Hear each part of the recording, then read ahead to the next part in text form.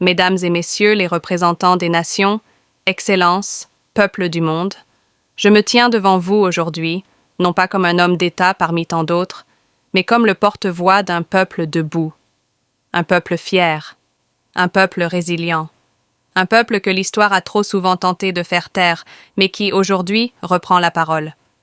Je suis venu vous parler au nom du Burkina Faso. Je suis venu vous parler au nom de l'Afrique qui souffre, mais qui ne se soumet plus.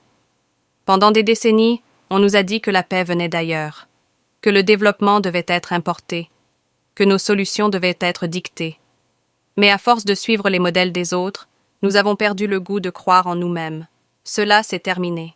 L'Afrique ne sera plus un terrain de jeu pour les puissances étrangères. L'Afrique ne sera plus un marché pour écouler les surplus des autres. L'Afrique ne sera plus une terre d'occupation déguisée sous les habits de l'aide. Nous refusons l'hypocrisie des partenariats déséquilibrés.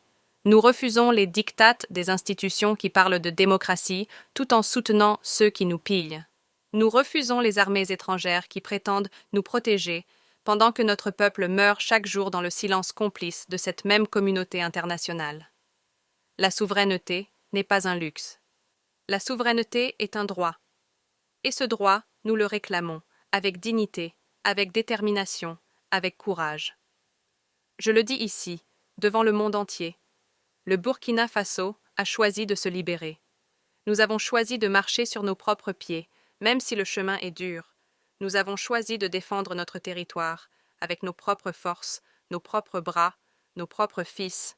Nous avons choisi de bâtir une nation où chaque Burkinabé peut relever la tête, sans honte, sans peur, sans chaîne. Cela ne plaît pas à tout le monde, je le sais. Mais je n'ai pas été fait capitaine pour plaire. J'ai été fait capitaine pour servir, pour protéger, pour libérer. Notre combat contre le terrorisme est aussi un combat contre l'injustice.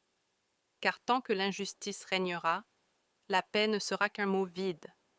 Tant que l'exploitation persistera, la violence trouvera un terreau fertile. Tant que le pillage de nos ressources sera orchestré dans le silence des grandes capitales, nos peuples continueront de se battre, non pas par haine, mais par nécessité.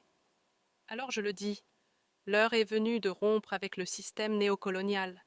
L'heure est venue de bâtir une nouvelle coopération, fondée sur le respect mutuel, la justice et la transparence.